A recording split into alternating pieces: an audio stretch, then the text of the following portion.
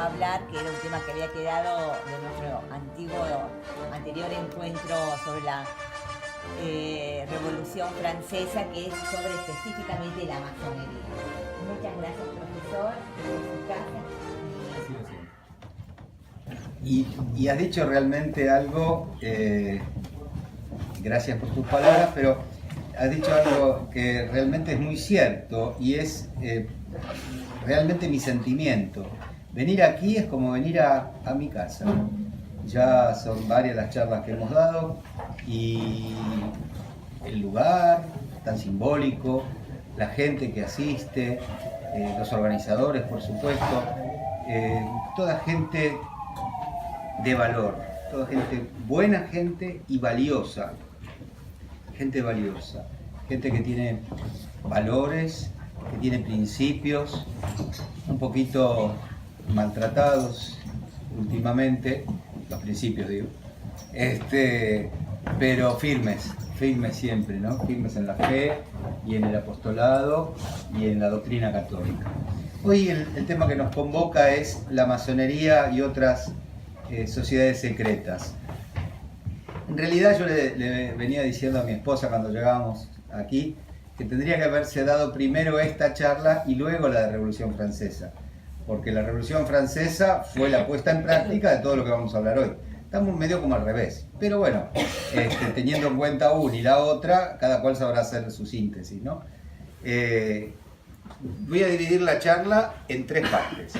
La primera parte, muy breve, es sobre la historia de la masonería, de dónde surge, el origen. No la historia, sino el origen de la masonería.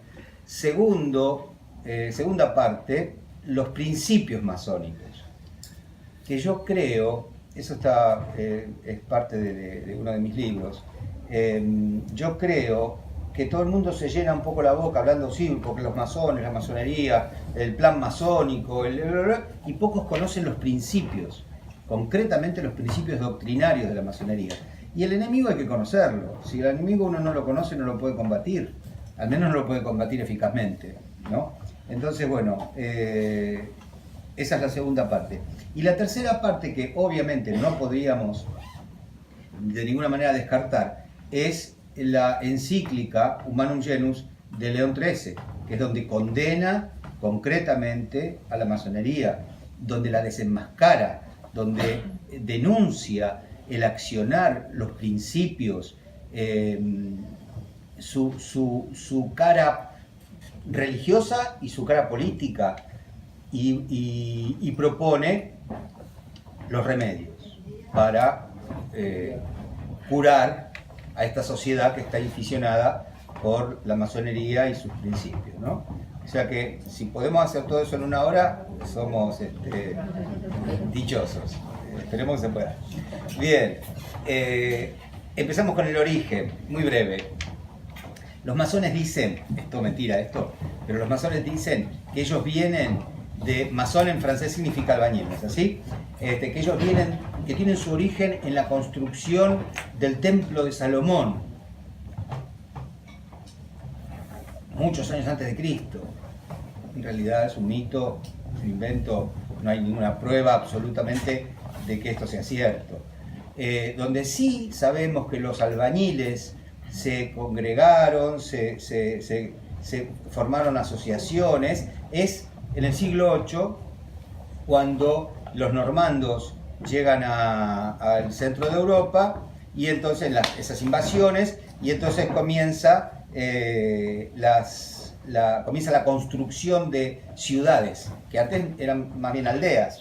Comienzan a construir, en el siglo VIII Europa empieza a ser burguesa, empieza a haber ciudades. Entonces se construyen casas, palacios, templos, y el éxito que tuvo esta edificación de Europa hizo que esa corporación de albañiles, de constructores, sea muy unida, muy fuerte y muy poderosa, sobre todo porque los príncipes y los papas le otorgaban privilegios exenciones de impuestos, privilegios civiles, eclesiásticos, porque claro, llegaron en el siglo XI, XII a construir las grandes catedrales de Europa. Estamos hablando de Sevilla, estamos hablando de Colonia, estamos hablando de Notre Dame, Reims, Chartres, estamos hablando de obras colosales, siglo XI. La Catedral de Colonia tiene torres de 70 metros, todas en estilo.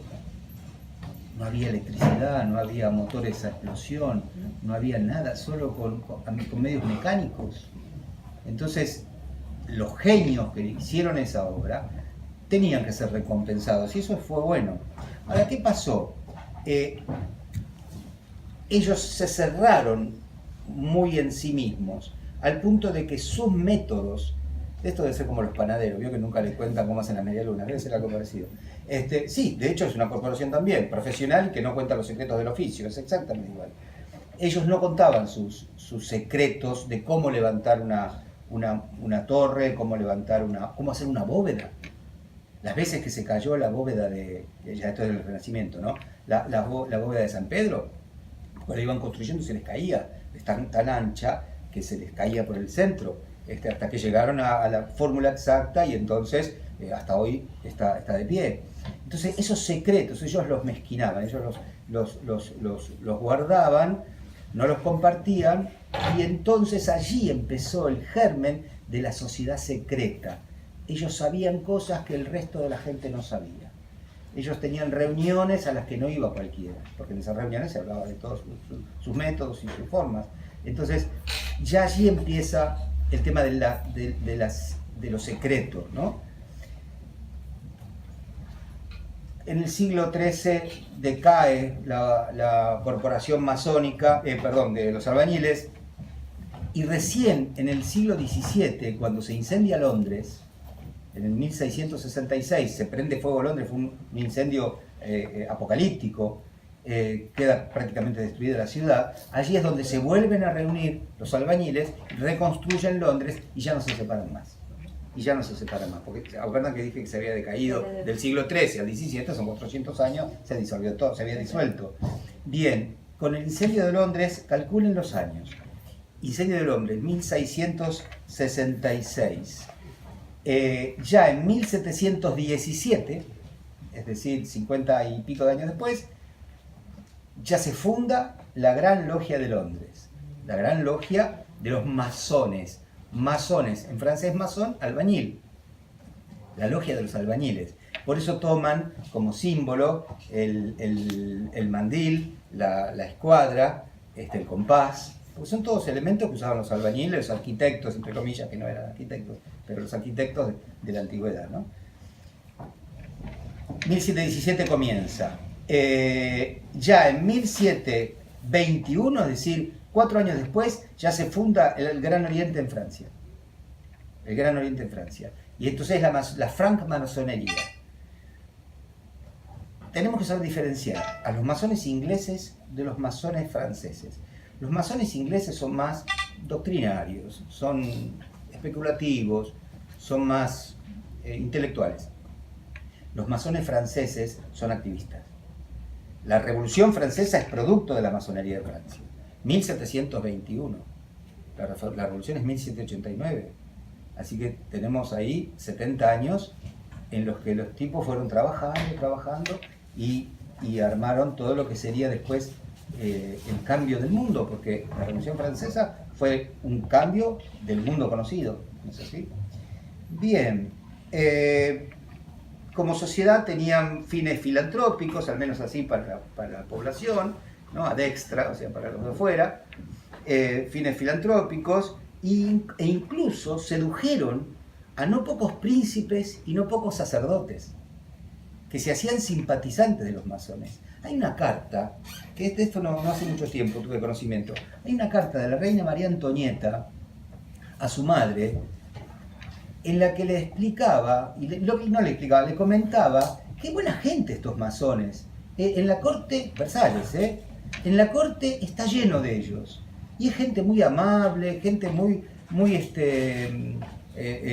simpática, gente con la que se puede conversar de muchos temas. Fíjense ustedes cómo fue la seducción. ¿Cuál es el fin de la masonería? ¿Cuál es el fin de la masonería? La destrucción del trono y del altar. Ese es el lema. Destruir el trono, es decir, combatir las monarquías cristianas, católicas, y destruir a la Iglesia Católica y todo lo que ella significa y todo lo que ella proponga. ¿Y cómo fue la metodología de ellos? Ellos no atacaron a la Iglesia y a la monarquía desde afuera, sino que como quinta columna, se metieron dentro de la Iglesia, se metieron dentro de la nobleza, la monarquía, y entonces como que hubo una implosión. ¿Saben quién era?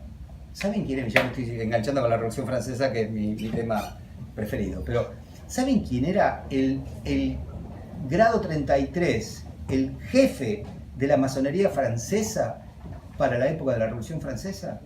El duque de Orleans, el primo del rey. El duque Felipe de Igualdad, que se hizo revolucionario incluso, y votó, cuando era muerta el 16, votó por la muerte, siendo su primo, ¿no? Ya se había sacado la peluca, se había despintado los labios, y se hizo popular, y votó la muerte del primo. Después le tocó a él también, porque después lo guillotinaron a él también, pero un año después.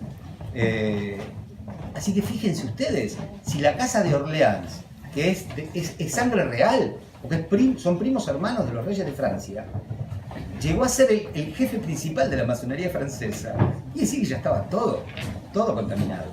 Si llegó hasta ahí, estaba todo.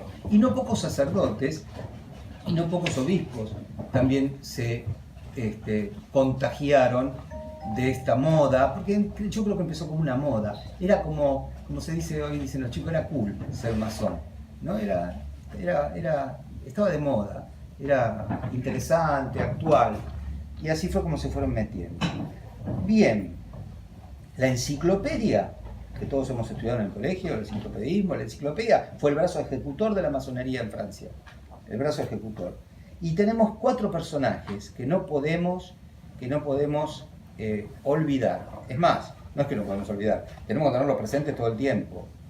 4 personajes: Diderot, Rousseau, Voltaire y Montesquieu. Los masones tienen una estrategia de trabajo, que se dice en latín, esto me lo enseñó un obispo hace unos años: solve et coagula.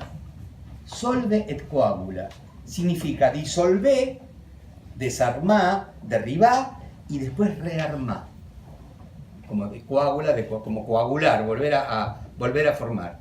Solve et coagula. Ellos no destruyen y ahí lo dejan. Ellos destruyen y después con los restos, con lo que quedó o con lo que es periférico, arman lo suyo.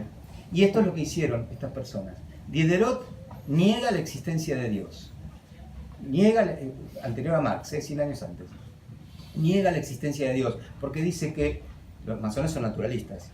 Niegan el orden sobrenatural, niegan los milagros, niegan la encarnación del verbo, niegan todo lo sobrenatural. Ellos son naturalistas. Lo que está, lo que veo, lo que toco es lo que existe. Lo que no es de la naturaleza no existe. Y Diderot dice: Dios no está en la naturaleza, por lo tanto Dios no existe. Solve, es decir, desarmar. Rousseau es el destructor del orden social cristiano, del orden social y político. Rousseau es político, contractualismo. El poder viene del pueblo, no viene de Dios. Destructor del orden social cristiano. Voltaire es el destructor del orden religioso. Yo creo que es el peor de todos, ¿no? A la iglesia lo llamaba la infame. En sus cartas, la carta de Voltaire, cada vez que nombra a la infame es la iglesia. Y cuando nombra, no tuvo mucha creatividad, y a Jesucristo lo nombraba como el infame. O el perro. A veces lo cita como el perro. Cuando habla del perro, es Jesucristo. Terrible, ¿no? Ese es Voltaire. ¿Y el cuarto quién es? Montesquieu. ¿Quién es Montesquieu? Es el que rearma, el que coagula un nuevo orden social. La república con poder ejecutivo, legislativo, judicial, ya está, nos sacamos de encima las monarquías, nos sacamos de encima las monarquías de derecho divino, las que venían todavía de la prédica de San Pedro y San Pablo, San Agustín y Santo Tomás de Aquino, todo eso al diablo, y entonces se forma la nueva república liberal, con la división de poderes que crea, inventa, bueno, en realidad no lo inventa, lo toma un poco de la República Romana, ¿no? Le robó un poquito la idea, Montesquieu. Así que bueno, había dicho que iba a ser breve, el origen se fue un poquito largo. Pero bueno, creo que quedó claro de dónde vienen y qué hacen. Vamos con los principios. Son 11 los principios masónicos. Yo les voy a pedir un esfuerzo mental. Ustedes ubíquense intelectualmente, mentalmente, ubíquense en el siglo XVIII. Porque esta gente escribe esto en el siglo XVIII. No piensen en las repúblicas actuales modernas, como la Argentina, como Francia, como Estados Unidos. No piensen en lo que es el mundo hoy.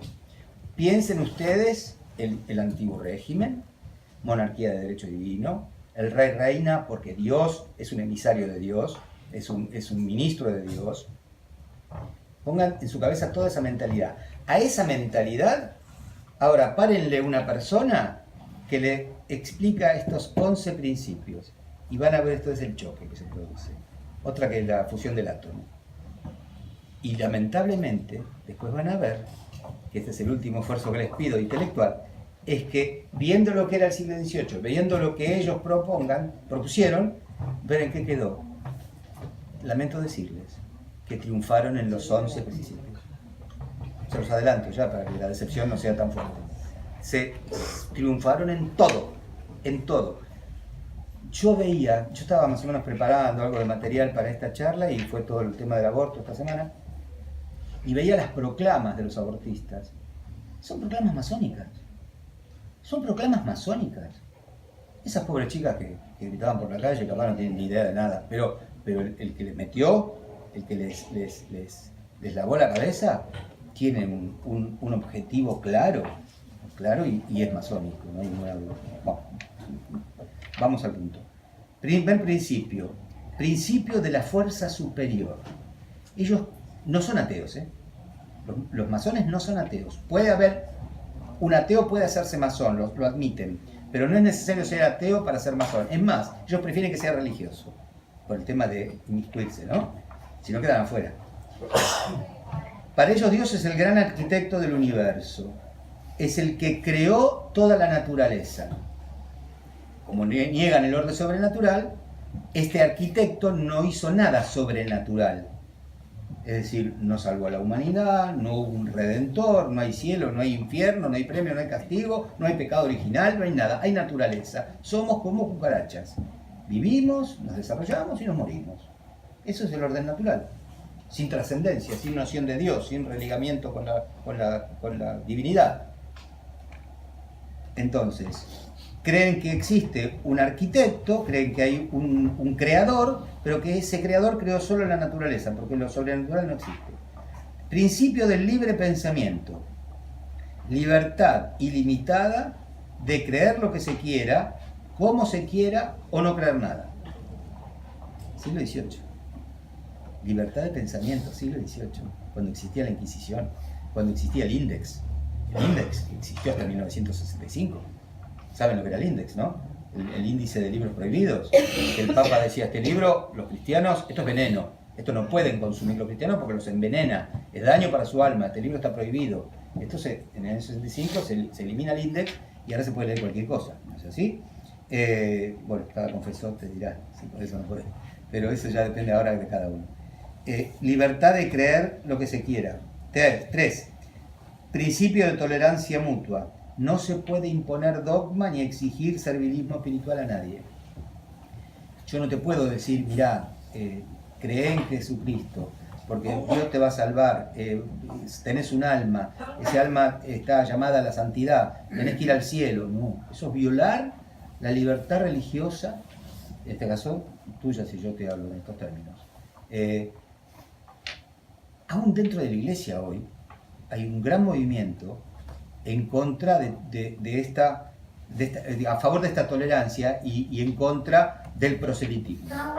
Yo digo, miles de misioneros que han muerto en América, en Filipinas, en África, entregando su vida, eso los han comido vivos algunos, los indios, y entregaron su vida por nada, porque en realidad estaban haciendo algo que Dios no quería. Eso de convertir, eso está mal. ¿Se dan cuenta, no? Hoy cualquier persona, cualquier católico que hace militancia es un fanático y se lo silencia inmediatamente. ¿Por qué? Porque no admite la tolerancia masónica. Déjame que yo, indio del Formosa, déjame que yo muera con mis creencias. No tenés derecho a venir a venderme tu religión. O sea, Pío IX decía, son libertades de perdición. Porque es como diciendo, déjame irme al infierno solo, que yo me quiero ir al infierno, no vengas a molestarme con eso de la salvación. No, es terrible, es terrible. Principio de la autonomía de la razón. El hombre debe actuar según su propia razón y conciencia. La medida de nuestro actuar es nuestra propia conciencia. ¿Eso qué significa? Que yo me digo a mí mismo qué es lo bueno y qué es lo malo. Y no admito una revelación divina que te dice mentir está mal, robar está mal, no honrar padre y madre está mal. No, eso son supersticiones. Para los masones, fíjense que una típica palabra masónica es tratar a los católicos como supersticiosos. Eso es un latiguillo permanente durante 200 años. La superstición, Voltaire hablaba de las supersticiones del catolicismo, ¿no? Principio de libertad de culto. Obviamente, si hay tolerancia, si no hay una religión verdadera, si todos tienen derecho a pensar como quieran y yo no puedo a vos convertirte, misionarte, porque eso es afectar tu libertad, entonces obviamente tiene que haber libertad de culto. Cada cual puede, yo creo en Jesucristo, vos crees en la inmortalidad del cangrejo. Y bueno, cada cual en lo suyo y en paz. Después, bueno, se verán los resultados, ¿no? Principio de libertad de conciencia. Cualquier coacción o influjo externo, físico o moral para orientar el pensamiento del individuo es considerado un atentado contra el derecho. Es algo parecido a lo que hablábamos recién. Principio de indiferentismo religioso. Esta sociedad creada por la masonería hace que no exista una verdadera religión.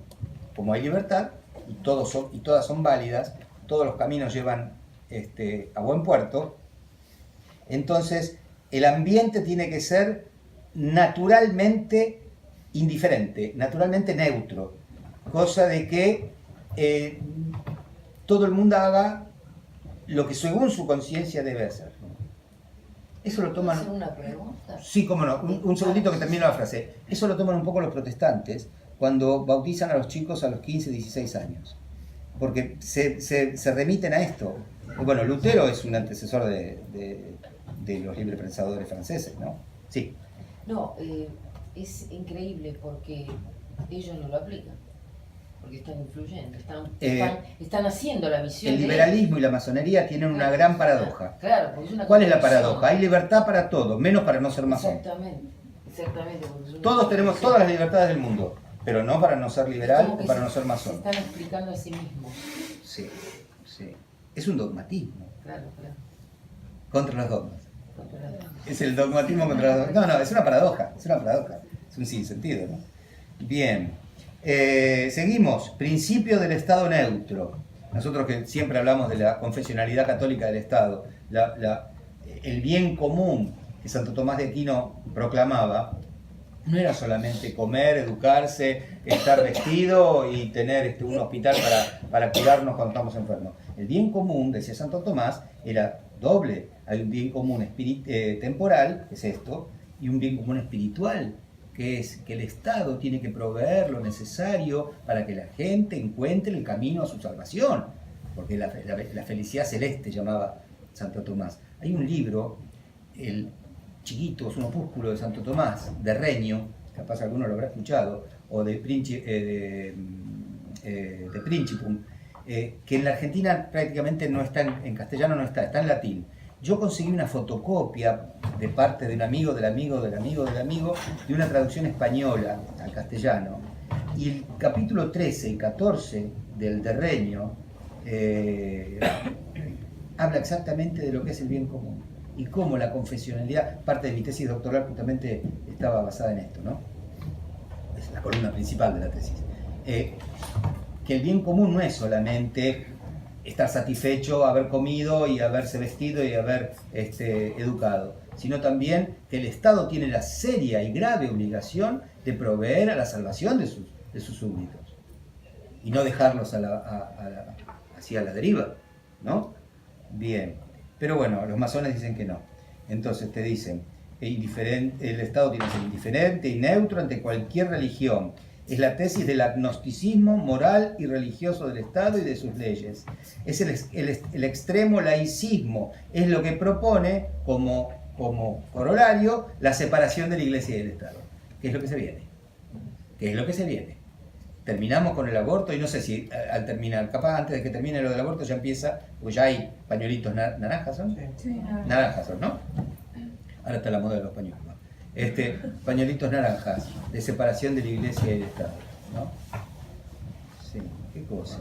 En el Congreso hay un tremendo cartel puesto que dice los curas a trabajar. Sí. Ah, sí, mira. Así, tremendo cartel. En De todos todo lados. Molino, una bandera enorme que ocupa todo el frente. Es lo que se Los viene. curas a trabajar. Pero ¿sabes lo que ocurre? Digamos, nosotros somos toda gente grande, gente que hemos leído, que conocemos la vida.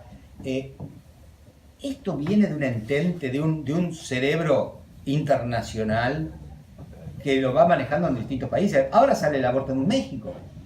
¿Qué es lo que pasa? ¿Que es un hongo que va creciendo y se difunde solo? Esto está manejado desde un centro de poder. Desde un centro de poder. Aborto en Argentina, se habla en Perú bastante, en México, que se los quieren comer crudo, porque los mexicanos son más aguerridos que nosotros. El argentino es muy liberal, muy individualista. Allá va a haber una guerra en serio en ese sentido. Bien, separación de la Iglesia y del Estado, postulado masónico. Principio de enseñanza laica. Ya vamos terminando, ¿eh? Principio de enseñanza laica. La enseñanza debe ser neutra en materia religiosa. Escuela sin religión, escuela sin Dios y sin representantes de Dios. O sea, sin curas y sin monjas, ¿no? El que no está conmigo está contra mí, dice Jesucristo. El que no está conmigo está contra mí. Porque no hay opciones. No es lícito, válido, optar por sí o por no. La respuesta siempre debe ser sí. Las escuelas hoy, y lamento decirlo, pero las escuelas, incluso muchas escuelas católicas, que quedaron en manos de laicos, que las congregaciones o las órdenes religiosas terminan siendo dueños, medios ajenos a todo, y manejadas por laicos, y algunas escuelas religiosas con algún clero progresista, hoy día prácticamente son fábricas de agnósticos. Los chicos de los colegios católicos no salen jóvenes católicos. Eso es lo que quiero decir en dos palabras. Vos decís, tenés jardín de infantes, todo el primario, todo el secundario, tienen 16, 17 años de formación católica, catequesis, misas, confesiones, y cuando salen son abortistas.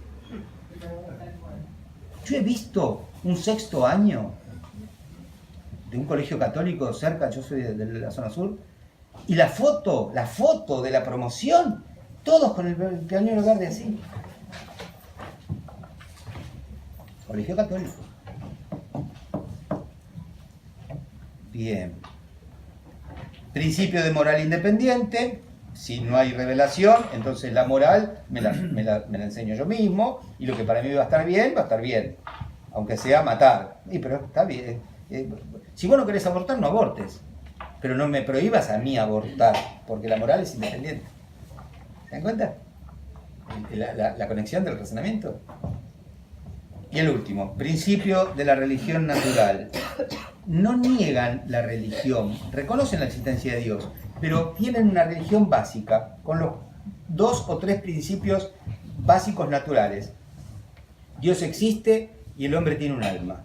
Punto. A partir de ahí, cada cual toca el instrumento que se le ocurre. Son esos 2 principios básicos. Muy bien. Estos son los principios. Ahora volvamos a lo que les pedí, el esfuerzo. Lo lograron todo. Lo lograron todo. Porque esto eran 11 locuras. Decía Pío IX, Pío IX, delirios lo llamaba. Pío IX lo llamaba delirios a todos estos. Claro, en el siglo XIX, que escribía Pío IX, 1870, 1870 y pico, 60 y pico, sí era un delirio. Hoy se puede hacer una lista de concreciones y tenés 11 tildes, porque se lograron los 11. Y entonces uno llega a hacerse la terrible pregunta: ¿y la cristiandad? ¿Y la cristiandad? Qué lindo sería, Patricia, hacer un día una charla sobre la cristiandad, ¿no? ¿En qué quedó la cristiandad? La cristiandad, la sociedad fundada en los principios cristianos, en las enseñanzas de Jesucristo. Esa sociedad basada en los principios cristianos. ¿Cuándo hay cristiandad? ¿Cuándo hay cristiandad? Cuando las leyes, las instituciones y las costumbres de un país están inspiradas en el Evangelio. Leyes, instituciones y costumbres están inspiradas en el Evangelio. Ahí podemos decir que Cristo reina. En octubre, noviembre, no sé, ¿no? Patri, vamos a hablar de Cristo Rey. Ha sido desalojado Cristo de las naciones. Ha sido violentamente desalojado, ¿no? Y acá están, en esos 11 objetivos que fueron todos cumplidos. Bien, la encíclica, tercera parte, me parece que lo vamos a lograr, de hacerlo en una hora. La encíclica es del 20 de abril de 1884, la encíclica Humanum Genus de León XIII. Él en la encíclica dice: la masonería ya fue condenada por varios papas, Pío VII, Gregorio XIII, Pío IX, pero la gran encíclica en contra de la masonería es esta. Hubo condenas anteriores, pequeños decretos, declaraciones, pero la constitución antimasónica de la Iglesia es Humanum Genus. La pueden bajar de internet, les aconsejo que la lean. Mira, esto es letra grande, porque yo soy medio ciego. Esto es toda la encíclica, sí, se lee en una tarde tranquilamente. Y tiene una riqueza. Lo que pasa es que últimamente no se lee el magisterio tradicional, se lee el magisterio nuevo y se olvida mucho el magisterio tradicional, ¿no? Hay que leer las encíclicas de León XIII, hay que leer a León XIII, Immortale Dei, Libertas, es una profecía, Libertas es una profecía, es profética. Diuturnum Illud, sobre la autoridad del Estado. Hay que leer. Bueno, ¿qué dice el Papa? Miren con qué frase empieza la encíclica, textual. Cito: el humano linaje, después que por envidia del demonio se hubo para su mayor desgracia separado de Dios, creador y dador de los bienes celestiales, quedó dividido en dos bandos, diversos y adversos. Uno de ellos combate asiduamente por la verdad y la virtud, y el otro por cuanto es contrario a la virtud y a la verdad. ¿Qué está diciendo aquí León XIII? Está tomando la idea de San Agustín. Si alguno ha leído La ciudad de Dios, de San Agustín, esta es la tesis principal de la ciudad de Dios. Hay dos amores, construyeron dos ciudades.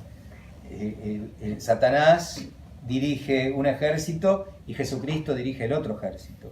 Y esos dos ejércitos están en pugna desde el principio de los tiempos. Yo cuando esto lo explico a los jóvenes en la universidad, les digo: ¿se acuerdan cuando éramos chicos y jugábamos con esa soga? Nunca me acuerdo cómo se llama. Que es un grupo que tira de una punta y el otro grupo tira cinchada. Es una cinchada. Y toda la historia de la humanidad transcurre en esta cinchada. A veces tiran más los de este lado y entonces parece que es todo más oscuro, más negro. Son esas épocas de la historia donde parece que el infierno se está tragando a la tierra, la Revolución Francesa. Y otras en que parece que Jesucristo y sus huestes son las que dominan la situación. No sé, siglo XIII, siglo XIII, las glorias de la Iglesia y de la cristiandad. Y toda la historia, obviamente, van a ganar los buenos, van a decir, al final mi corazón inmaculado triunfará. Y las puertas del infierno no prevalecerán. Pero mientras tanto hay que seguir cinchando. Nadie nos libra de seguir cinchando, ¿eh? Y tiran fuerte, che. Y tiran fuerte. Para mantener al menos la soga tensa, hay que hacer mucha fuerza. Entonces, toma a San Agustín y esa idea. Y nos explica el Papa qué es la masonería. Dice, maquinan abiertamente y en público la ruina de la Santa Iglesia. Estoy leyendo al Papa, ¿eh? Y esto con el propósito de despojar a los pueblos cristianos de los beneficios conquistados por Jesucristo nuestro Salvador. Traducción francesa. Es nuestro deber indicar el peligro y señalar los adversarios y resistir en todo cuanto podamos. ¿Cuántas anticuerpos tiene hoy la Iglesia? Estamos medio flojos de antibióticos, ¿no? Estamos medio flojos de anticuerpos. Los glóbulos blancos nos están comiendo vivos. La Iglesia no tiene anticuerpos.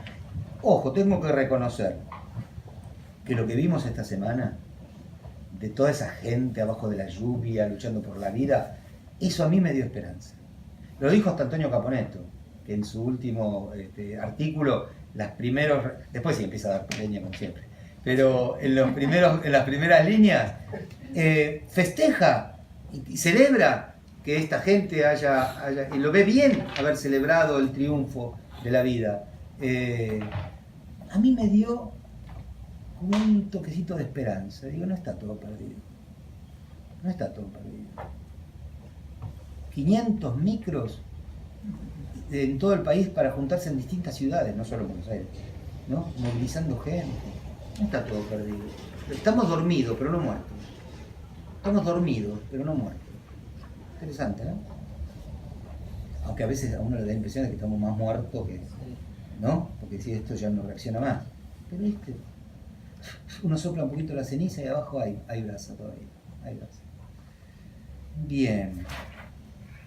Dice el Papa, esta sede apostólica denunció y proclamó abiertamente que la secta masónica, constituida contra todo derecho y conveniencia, era no menos perniciosa al Estado que a la religión cristiana, y amenazando con las más graves penas que la Iglesia puede emplear contra los delincuentes, prohibió terminantemente a todos inscribirse en esta sociedad. Para el antiguo Código de Derecho Canónico, el antiguo código, el que hizo San Pío X, era causal de excomunión la pertenencia a la masonería. Con el nuevo código ya no es más, en el código no figura.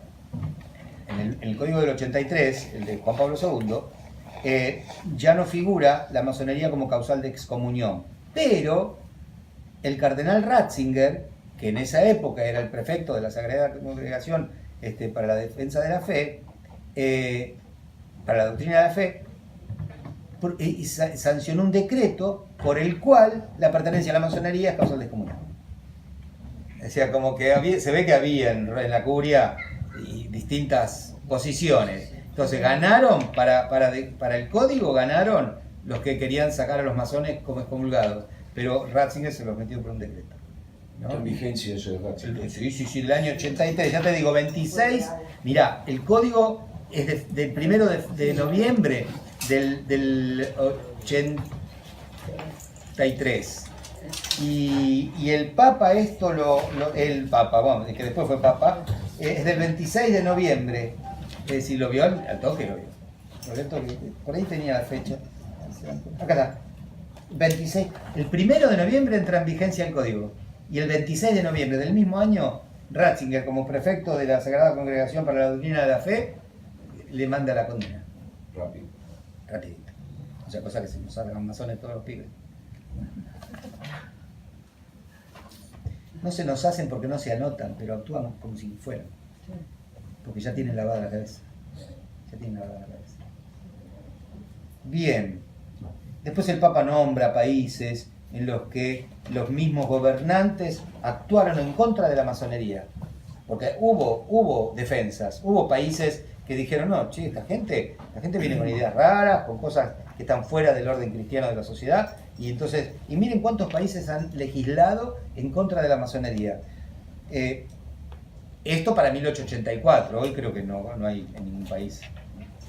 Lo que quedaba era España, que tenía la condena de la masonería, pero desde que llegó la democracia a España se borró toda esa legislación, ¿no? Holanda, Austria, Suiza, España, Baviera, Saboya y en algunos estados italianos. Interesante, ¿no? Condenas. No siempre ni en todas partes lograron el deseado éxito sus cuidados próvidos y paternales, habla de los católicos, ¿no? Y esto, o por el fingimiento y astucia de los afiliados a esta iniquidad, o por la inconsiderada ligereza de aquellos a quienes más interesaba haber vigilado con diligencia. Acá le está pegando un palito a los obispos. ¿Qué le está diciendo el Papa a los obispos? ¿Escucharon la última frase? Lo dije medio de corrido, ¿no?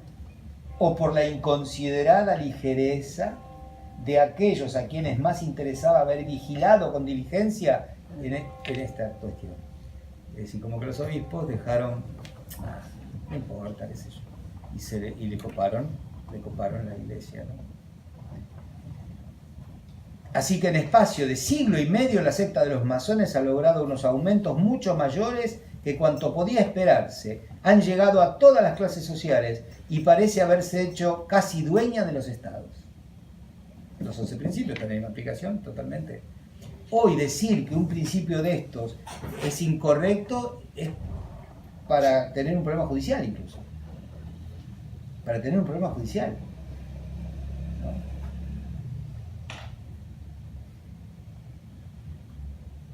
Y entonces después habla, no voy a leer toda la encíclica, pero después quiero sí comentarla. Habla de cuáles fueron los logros que la masonería tuvo en el mundo moderno. Y hace mucho hincapié en la cuestión de lo secreto. Dice, hay varias sectas, porque ustedes fíjense que la charla es masonería y otras sectas, o sociedades secretas y la masonería. Dice el Papa, y esto es muy interesante, dice el Papa que la masonería en sí no es una sola secta, sino que es un conglomerado de asociaciones en las que muchas van y vienen, abrevan y se independizan y vuelven. Es como si fuera un enjambre que va recorriendo el tiempo y se le van sumando distintas asociaciones que, si bien no son masónicas en sí mismas, sirven a los fines masónicos. Una vez un sacerdote había dicho, yo no tengo pruebas de esto, no lo hago como una afirmación, pero sí puedo hacer el comentario de lo que dijo, que el Rotary Club y el Club de Leones participan de la metodología masónica. No son masones, pero como que son una sucursal, algo que deriva de ellos. ¿Será verdad? ¿No será verdad? No lo sé. Una pregunta. Sí. Los caballeros de Colón en Estados Unidos, ¿son masones? No lo sé. Y después está la masonería blanca, tengo entendido. ¿Masonería blanca? ¿A qué lo llaman masonería blanca? Porque esa fue una de las acusaciones que le hicieron a la escribana de Balaguer en los años 40, 50. Que le decían al Opus Dei que era la masonería blanca. Fue la única vez que escuché el término masonería blanca. Bueno, lo escuché de parte del doctor Freitas Guimaraes, Emery, que seguro sabe mucho más que yo. La masonería blanca, que era una sociedad, digamos, aparte, y en Estados Unidos están los caballeros de Colón, que sí, los parecen Illuminati. católicos, pero hay una duda al respecto, si son masones. Bueno, es lo que dice el Papa. Es decir, son grupos que son como adheridos, claro, sin ser propiamente ellos 100%, pero como que son simpatizantes y están ahí y abrevan y se alimentan de ellos, ¿no? Los que fundaron los Estados Unidos de Norteamérica eran todos masones. Los padres fundadores, como dicen ellos los americanos, los padres fundadores eran todos masones. ¿Y de la rama de los Illuminati, que es una rama política de la masonería? Ahí tiene, la masonería blanca que dice usted, los Illuminati que digo yo, son todos grupos, son grupos distintos. No todo es el oriente francés o la aceptada masonería inglesa. Es como ahora el terrorismo, que en realidad no es... como células tienen. Claro, son individuales, actúan con la ideología principal, Sí, pero actúan como individualmente. y son como En brazos realidad no ejecutores pertenecen. del... Por eso no se los puede combatir, porque Sí, no, sí. no responden a nadie en realidad. Y bueno, y esto es lo que dice, sí señor, ya, esto es lo que dice el Papa, que al ser secreta es difícil combatirlos, porque es difícil encontrarlos. Sí, Respecto al Rotary, en el año 93, tenía 32 años, fui precandidateado de mi barrio Barracas a una estadía de 30 días en República Dominicana, propagando las bondades. Termine la conferencia y después va a la pregunta. Ah, bueno. ¿Me parece? como quiera. Bueno, Sí. va como la respuesta Sí, de él sí, y después... terminamos con el Sí, dato. continúe, por favor. ¿Cómo? Mejor de buena voluntad. Y Sí. creo que la pregunta que decidió mi no aceptación como candidato fue: ¿estaría los 30 días con un homosexual como compañero de misión? Creo que la cara que puse me echó. Ah, ¿eso se lo propusieron a usted? ¿Le dijeron Sí, así? me preguntaban, ¿se bancaría los 30 días con homosexual en ese país? La cara que puse creo que me echó la automática. Bueno, sigamos. Se ocultan, dice el Papa, en las tinieblas. Y ese secreto es secreto hasta para adentro mismo, porque la masonería tiene 33 grados. Y lo que hace... Los grados superiores conocen todo, pero los grados inferiores no conocen lo que hacen los grados superiores.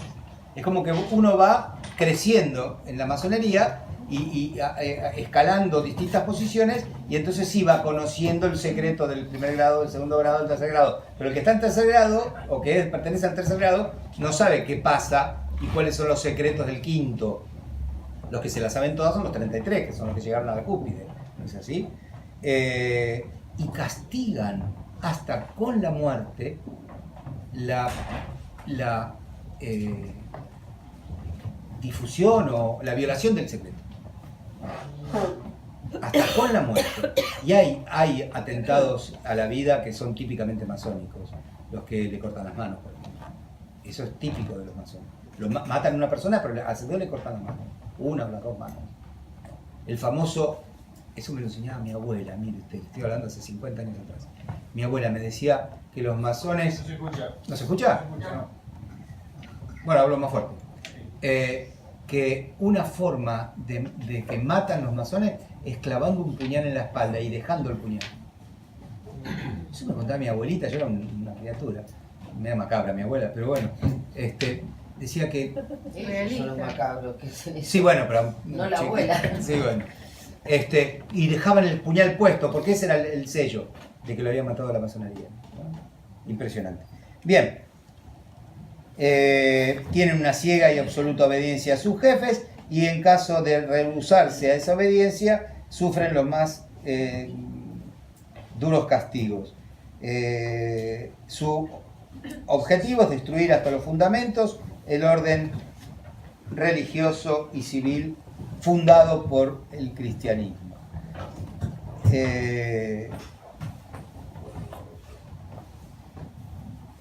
Más o menos todo lo que ya veníamos diciendo, y entonces el Papa directamente va a la doctrina masónica. ¿Cuál es la doctrina masónica? Está basada en el naturalismo. ¿Qué es el naturalismo? El naturalismo es la creencia o la posición filosófica que niega la existencia de lo sobrenatural. Hay naturalismo aún dentro de la Iglesia Católica. Ese sacerdote que en un sermón le dice a usted, en la boda de Caná no se convirtió el agua en vino. Eso lo escuché yo, no se convirtió el agua en vino. Lo que pasa es que el vino se había acabado y las tinajas eran tan porosas que le había quedado mosto, el vino era un vino ordinario, el vino de hoy, le había quedado un montón pegoteado así en la tinaja, que cuando Jesucristo le hace echar agua, se enjuaga y era un vino más suave.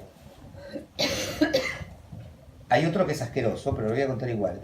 Otro sacerdote en un sermón. El ciego, que Jesucristo hace barro con la saliva y le pone en los ojos, ¿Y ahora qué ves? Y veo gente como árboles o como bultos.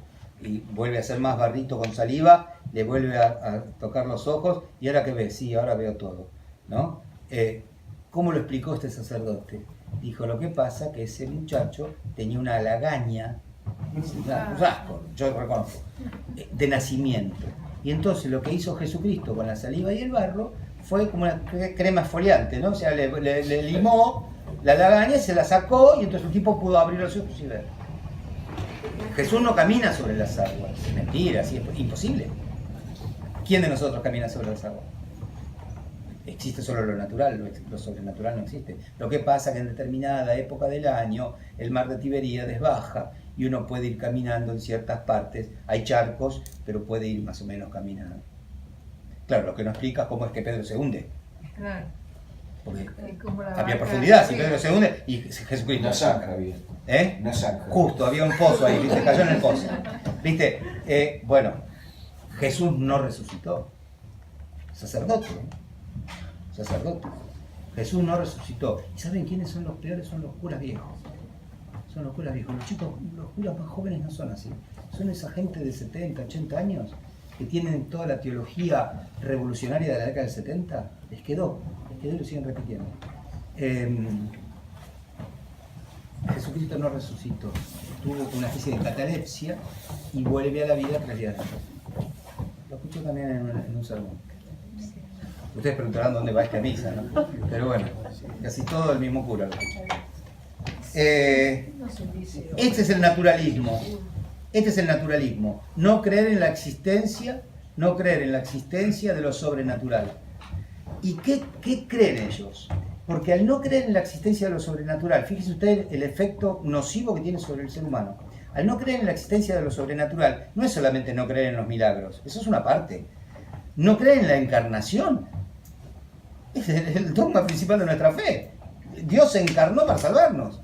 No, eso de la encarnación no, porque tampoco hubo un pecado original, porque el hombre es bueno por naturaleza. La naturaleza humana es buena y no está herida por el pecado. Por lo tanto, el hombre tiene que vivir sin culpa, porque todo lo que hace está bien. El hombre, eso es Rousseau, el hombre es naturalmente bueno, el buen salvaje de Rousseau, ¿no? Y eso los masones lo usan y es lo que se hace, lo que se habla hoy dentro de muchos ámbitos. Freud, el psicoanálisis, ¿qué es a qué lleva al hombre? A liberarse de la opresión. ¿Quién te oprime? Papá y el cura. Todos terminan alejándose de la iglesia. Católicos que hacen psicoanálisis terminan alejándose de la iglesia. Y tengo casos con nombre y apellido. Y todos terminan peleados con los padres. Pues vos me arruinaste la vida, viejo. Sí. Entonces, acá está la simiente de toda esta gente, ¿no? Bueno, yo creo que ya podríamos ir redondeando, ¿no? ¿De dónde viene el Mesías que ellos promueven o que hablan? No hablan del Mesías. Ellos hablan de un Dios arquitecto que creó la naturaleza y nada más. Ellos no hablan de redención. Los naturalistas no creen en la redención. O la redención en sí es un dogma sobrenatural. Ellos van en contra de todos los dogmas, ¿no? Tienen lo que tienen de bueno que para ellos no hay herejes. Como no hay dogmas, entonces nadie es hereje, somos todos contentos, felices y buenos. ¿Sí? Y al no creer en el pecado original, no creen en la maldad del hombre. Eso es terrible. Eso es terrible porque es la madre de todos los vicios. Haga lo que haga, y si no puedo hacer, si Dios me dio el sexo para que lo disfrute. Como dicen los psicólogos, vos tenés que lograr ser feliz nada más. Tu único objetivo es ser feliz. La mortificación, el sacrificio para ir al cielo, la santidad, vos tenés que ser feliz. ¿Se acuerdan de la película? La vida es una sola. La vida es una sola. ¿Se acuerdan de la película La Sociedad de los Poetas Muertos? Carpe diem. Aprovecha el día. Mañana estás muerto y no sabes lo que te va a pasar. Aprovecha el día, disfrutá, gastá todos los cartuchos hoy porque no sabes mañana. Porque vida hay una sola. Vida hay una sola. Naturalismo puro. Bueno, acá más o menos habla de los mismos principios que yo había hablado antes. Pero perdón, una duda. Sí, como ¿La revolución de 1688 en Inglaterra Sí. fue masónica también? Los masones ya estaban vivitos, porque en 1666 ya tenemos Cuando ahí me decapitaron parece al que rey. fue, no sé, no me animo a decirlo, es la que decapita a Carlos, ¿no? Al rey Carlos. No me animo a decir si fue obra de la masonería, pero que capaz dieron ideas, es muy posible. Es muy posible. Porque ellos, fíjese que ellos se organizan, pero bien y fuertemente en el siglo XVIII. El siglo XVIII son un ejército en batalla. Son un ejército. Cromwell 1680, a partir de ahí, esa es la fecha. Cromwell 1680, Sí. con la decapitación de Carlos I de Carlos Inglaterra, I, lo que estaba diciendo. La masonería es lo que hoy conocemos. Claro. Es así a partir de esa fecha, esa es la fecha. Y ya ahí estaba actuando. No le quepa la menor duda. Ah, bien. Yo no tenía el dato, por eso le decía que no Para sabía. menor duda. Pero que estaban inspirados, es casi seguro, ¿no? No le quepa la menor duda. Ahí se produce un desplazamiento, yo lo voy a decir ahora cuando hablo. Ah, Es el profesor de las invasiones inglesas. Se produce un desplazamiento de la aristocracia inglesa y es sustituida por una oligarquía financiera, Sí. que es la que se encarga del poder y la masonería gobierna. Este es el caso. Carlos I y lo que se llama Cromwell, a partir de ese momento. 1680. Muy bien. ¿Y qué dice después? ¿Cuáles son los remedios? Ya dando fin a nuestra charla. ¿Cuáles son los remedios que propone? Miren ustedes qué interesante los remedios que propone el Papa. Primero, la formación. Debemos formarnos. Debemos conocer la doctrina de la Santa Iglesia. Esos son los anticuerpos. Esas son nuestras defensas. Nuestro sistema inmunitario. Si no estamos bien formados, nos pueden llevar de la nariz y hacernos creer cualquier cosa. Entonces, primero que nada, formación. Y después, le vuelve a tirar las orejas a los obispos. Es la obligación de ustedes de formar a la juventud y no permitir. El Papa habla de dos grupos sociales que es muy interesante. 1880, los jóvenes y los obreros. Dice, porque son los más débiles. El obrero porque en su pobreza, Ignorancia. capaz por ignorancia, y los jóvenes porque quieren todas las novedades, les gusta todo lo nuevo, ¿no? Entonces el Papa pone el acento allí en cuidar a los obreros, a los obispos le pide, ¿no? Y cuidar a los jóvenes. Y entonces le da, que yo esto no lo sabía, me enteré cuando leí la encíclica, le da la misión de custodiar a los cristianos contra los masones, ¿saben a quiénes? A los terciarios franciscanos. Miren qué interesante. Dice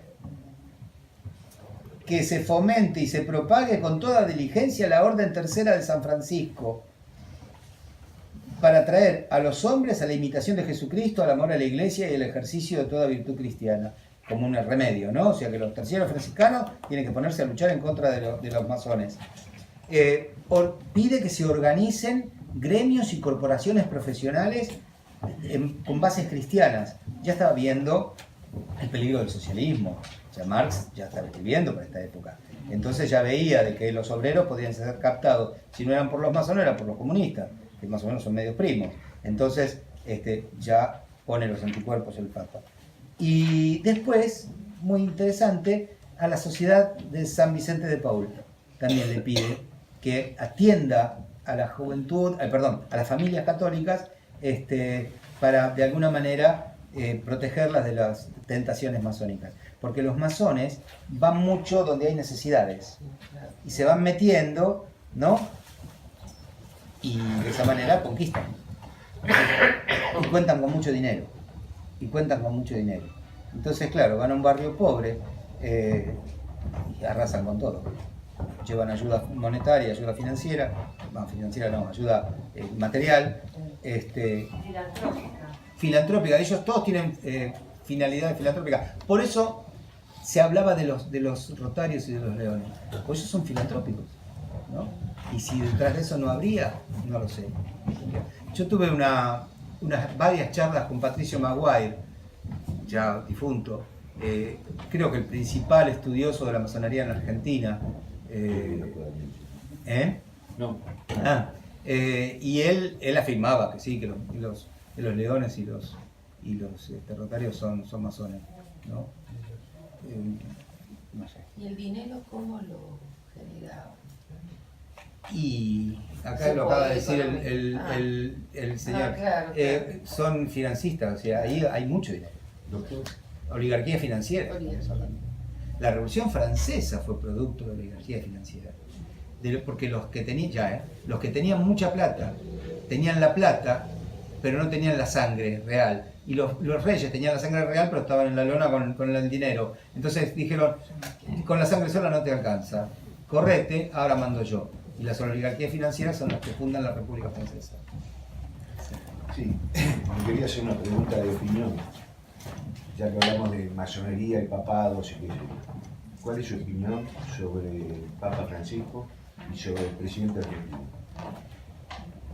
El Papa Francisco, digamos, nada ocurre si Dios no lo permite. Yo estoy seguro que el Papa Francisco lo que hace, lo hace por alguna fin que Dios tiene. Dios tiene mano derecha y mano izquierda, decía el padre Cuey, ¿no? Cristo roto. Hay cosas que con la mano derecha te acaricia, con la izquierda te pega. Y las dos sirven para salvarte. Francisco a veces parece que fue una mano izquierda. Dios sabrá. Dios sabrá. Sí, Y, perdón, y había una segunda parte de la pregunta. Presidente argentino. O el mire, partido gobernante. Yo tenía más Porque yo veo como un esperanza. tsunami de avance de la masonería en este gobierno. Un tsunami. O sea, se desbordó todos esos 11 principios que usted dice. Sí. Y con el tema, a mí me terminó de cerrar el círculo con el tema del aborto. Con el tema del aborto a mí me terminó de cerrar el círculo. Yo realmente nunca hubiera esperado esta pertinacia. Porque bueno, ahora salió mal en el Senado. No, el 21 de agosto lo metemos en el Código Penal. Y dicho por Marcos Peña, es decir, que es obra de gobierno. O sea, el gobierno, por más que Michetti esté en contra, por más que Vidal esté en contra, el que manda es Macri. Y contradiciendo lo que había dicho antes, que iba a proteger ¿Se la acuerda? vida. ¿Se acuerda que en una tribuna pública lo dijo? Sí, señor. Sí, no esperaba lo que En el pasó. Congreso de Cari. En el Congreso de Ucari, claro, ahí quedaba bien para quedar bien con los curas. Claro, se rezó y todo. Alguien levantó la mano recién. Sí, yo quería saber si está.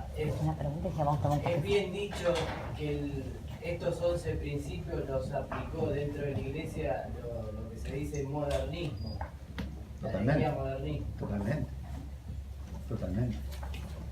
El modernismo es la versión católica de la masonería. El modernismo es el brazo ejecutor de la masonería dentro de la iglesia. Si este modernismo. ¿Escuchó lo que dije? Sí. El modernismo es el brazo ejecutor de la masonería dentro de la iglesia. Por eso San Pío X lo quiso exterminar, pero bueno, se murió San Pío X. Este Francisco no es modernismo modernista. tomó la jerarquía en el Concilio Vaticano II, ¿se podría decir? O Perdón. ¿Se podría decir que el modernismo tomó la jerarquía después del Concilio Vaticano II? ¿O no? Ya venía de antes, ¿no? Ya venía de antes y estaba hirviendo ahí, la cacerola hervía. Y el Vaticano II fue un gran paso. Pero si usted me pregunta mi opinión personal, el post-concilio fue peor que el mismo concilio. El post-concilio fue peor que el mismo concilio. Porque las famosas interpretaciones de los padres conciliares, ahí te meten cualquier cosa que ni siquiera lo dice el concilio. Así que es toda una especie de ensalada. Alguien me había dicho. Doctor, una pregunta. Realmente sabemos que la masonería comenzó con la judería, con la cábala. Entonces eso es muy importante decirlo. Hay relaciones entre la cábala y la masonería. De hecho, mucha simbología masónica es judaica. Claro. Sí, sin duda. Y dentro de lo que se hablaba recién de las oligarquías financieras, ahí había muchos judíos también. ¿Quiénes eran los que tenían la plata en Europa en el siglo XVIII? Cuando Francia estaba en la bancarrota. ¿Hay La bancarrota judía. relación directa entre masonería y el sionismo? No lo sé.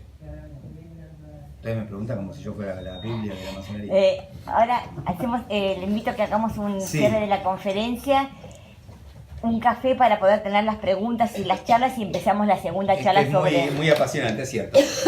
Por último, con esto termina el Papa la encíclica y yo termino mi charla. por último, invoca la protección de San Miguel Arcángel, protector de la Iglesia, y de la Virgen María. El Papa habla de la Inmaculada Concepción. Yo, en este caso, me gustaría esa advocación tan tradicional y tan bonita de la Virgen, que es Reina de los Ángeles y Terror del Infierno. Porque esto, lo dijo el Papa al principio, pero lo digo yo, esto es obra del diablo. Esto es obra del diablo, la cinchada era, ¿no? Un capitán es Cristo, otro capitán es Satanás. Y detrás de ese ejército está el demonio. Y qué mejor que la Virgen y San Miguel Arcángel, ¿no? Muchas gracias. Gracias, profesor.